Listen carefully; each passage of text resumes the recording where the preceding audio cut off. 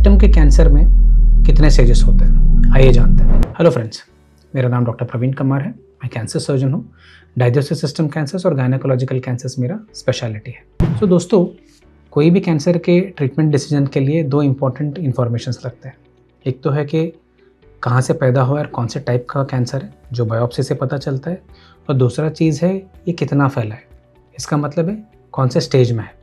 जैसे आपको पता रहेगा कि जैसे स्टेज चेंज होता है, ट्रीटमेंट चेंज होता है और रिजल्ट्स भी चेंज होते हैं। तो आइए देखते हैं रेक्टम के कैंसर के स्टेजिंग के बारे में हम क्या इन्फॉर्मेशन आज पा सकते हैं। दोस्तों, यहाँ पे मैंने एक रेक्टम के जो नॉर्मल स्ट्रक्चर होता है ना, उसका क्रॉस सेक्शन लिया है। मतलब ब्रेड का एक लोफ लेकर आपने एक स्लाइस उसमें से कट करके निकाला तो वो स्लाइस कैसे दिखता है, ये ऐसे एक पिक्चर है। ऑब्वियसली जब हम सेक्शन करके देखते हैं तो ये सर्कुलर दिखता है। तो यहाँ पे रेक्टम के सबसे अंदरूनी लेयर होता है म्यूकोजा। तो यूजुअली कैंसर हमारा जो है यहाँ से शुरू होता है। तो इसके बाद सेकेंड लेयर आता है मसल लेयर, जो ये डार्क पिंक कलर में मैंने इसको मार्क किया है। ये मसल जो है, जो कॉन्ट्रैक्शन जब करता है तो डाइजेस्टेड फूड को आगे पुश कर सकता है।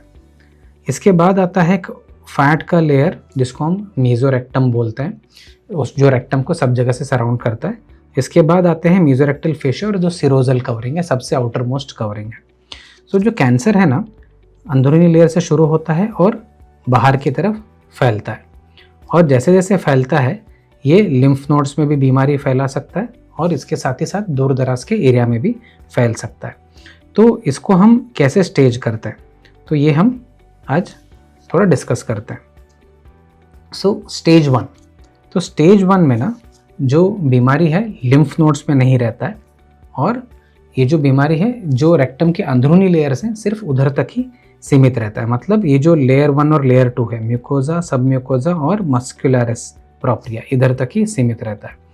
अगर ये म्यूकोजा तक है और सब म्यूकोजा तक है तो ये हो गया T1, और अगर ये मस्कुलरिस लेयर तक आ रहा है तो ये हो गया T2। ये सब T1 और T2 और नोड नेगेटिव जब रहता है इसको हम स्टेज 1 कंसिडर करते हैं।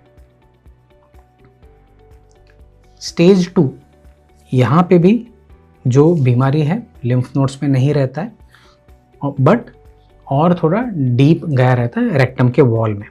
तो अभी ये ट्यूमर जो है, ये मसल जो है मस्कुलरिस म्यूकोजा, मस्कुलरिस प्रोप्रिया, इसके आगे जाता है। हो सकता है कि ये मीजोरेक्टल फैट तक पहुंचा हो जो है T3, या हो सकता है कि पूरा आउटर लेयर तक पहुंचा हो, ये है T4, और यहाँ पे भी नोड नेगेटिव रहता है।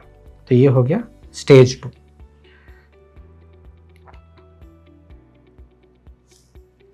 जब स्टेज 3 की बात आती है, भले ही ट्यूमर कितना भी डीप रेक्टम के वॉल में फैला हो, इसके साथ ही साथ बीमारी लिम्फ नोड्स में फैला हो सकता है। तो इसको हम स्टेज 3 मानते हैं। एक और चीज़ मैं जो बोलना भूल गया, ये जो हम स्टेज जो T4 की हम बात कर रहे हैं, हो सकता है स्टेज 2 में है और स्टेज 3 में, ये सिर्फ रेक्टम के आउटर लेयर तक नहीं, हो सकता है कि बगल वाले ऑर्गन को भी फैला हो सकता है, जैसे कि सर्विक्स है या वजाइनल वॉल है या सेमाइनल वेसिकल है या प्रोस्टेटिक है। तो ये हो जाते हैं T4, जहाँ पे सराउंडिंग ऑर्गन्स में फैलता है। तो स्टेज 3 का हमने बात किया, नोड में बीमारी फैला है। स्टेज 4 में जो है बीमारी, वो दूर दराज के ऑर्गन्स में फैल सकता है। सबसे कॉमनली ये होता है लिवर में, जो most common organ of metastasis है। उसके बाद होता है पेरिटोनियम में, उसके बाद लंग्स में। दूसरे जैसे ऑर्गन से बोन या ब्रेन में भी फैल सकता है, अनयूजुअल जगह पे भी फैल सकता है, बट ये इतना कॉमन नहीं है। ये हो गया स्टेज 4। दोस्तों, ये एक छोटा सा डिस्क्रिप्शन था स्टेजेस का। यह हमें कैसे पता चलता है?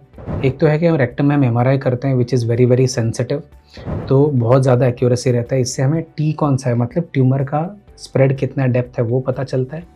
लिम्फ नोड्स पे बीमारी फैला के ये भी पता चलता है। इसके साथ ही साथ हम हमेशा इसके साथ पेट CT या CT scan of abdomen and thorax करते हैं, जहाँ पे हमें इंफॉर्मेशन मिलता है कि दूसरे ऑर्गन में फैला है क्या। तो ये सब कॉम्बिनेशन से हम स्टेज डिटरमिन करते हैं। इसके बाद जो है ना, जब हम कोई सर्जरी कर रहे हैं तो जो सर्जिकल स्पेसिमेन है वो भी जाता है टेस्टिंग के लिए, वो होता है पैथोलॉजिकल स्टेजिंग। और पैथोलॉजिकल स्टेजिंग जो है मोर एक्यूरेट रहता है क्लिनिकल स्टेजिंग से, और ये थोड़ा सा डिफरेंस रहता है सर्जिकल स्टेजिंग और पैथोलॉजिकल स्टेजिंग में। सो दोस्तों, ये था एक छोटा सा डिस्कशन कि रेक्टम के कैंसर में कितने स्टेजेस होते हैं। आपको ये टॉपिक के ऊपर सवाल है या डाउट है, या रेक्टम के कैंसर जो है इसके प्रति कोई भी आपको सवाल उठाना है, आप डेफिनेटली कमेंट्स में लिख के बता सकते हो।